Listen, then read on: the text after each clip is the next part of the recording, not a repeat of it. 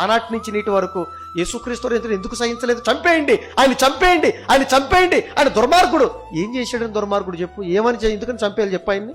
అంటే మంచి చెప్పేవాడు పడ్డా? నీకు ఎలాంటి మాటలు చెప్పాలి చెప్పరా? నీ చెవులో ఎలాంటి మాటలు పడాలి? నీకు దురద రావాలి, గోక్కోవాలి కదా, నీ సమ్మకుండా అలాంటి మాటలు చెప్పేవాడు అంటే ఎంత ఆనందమో. కానీ నిన్ను హెచ్చరించేవాడు మాటలంటే ఎందుకయ్యా ఇవన్నీ చెప్పు? ఎందుకు హెచ్చరించుకోవాలి? మన బ్రతుకులు బాగుండాలంటే ఇలాంటి మాటలేనండి మనం మాట్లాడుకోవాల్సింది. అలాంటి వాళ్ళని మనం ప్రేమించాలి. గుర్తుపెట్టుకోండి, మనల్ని గద్దించే వాళ్ళని, మనల్ని ఎప్పుడు కూడా ప్రేరేపించే వాళ్ళని, మనల్ని ఎప్పుడు కూడా మంచి పదవులు నడిపించే వాళ్ళని, అట్లాంటి వాళ్లతో మనం సాన్నిహిత్యం చేయాలి. గుర్తుపెట్టుకోండి, మన సహజంగా మన నైజం ఏంటంటే మనకు అనుకూలమైన మాటలు మాట్లాడితే వాడు మనకిష్టం, మనకు ప్రతికూలమైన మాట ఎవరు మాట్లాడారనుకోండి ఎలా ఉంటుంది? మనకి కోసేసినట్టు ఉండదా?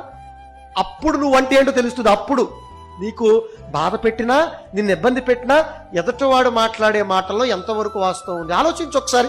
ఓకే, నిన్ను అపార్థంగా అన్నాడు, పోనీ పైన తండ్రి ఉన్నాడు, న్యాయంగా తీర్పు తీర్చే తండ్రి, ఆయన చూసుకుంటాడు.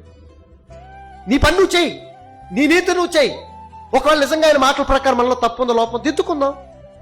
మనకే ఉపయోగం, మనకే కదండి మేలు.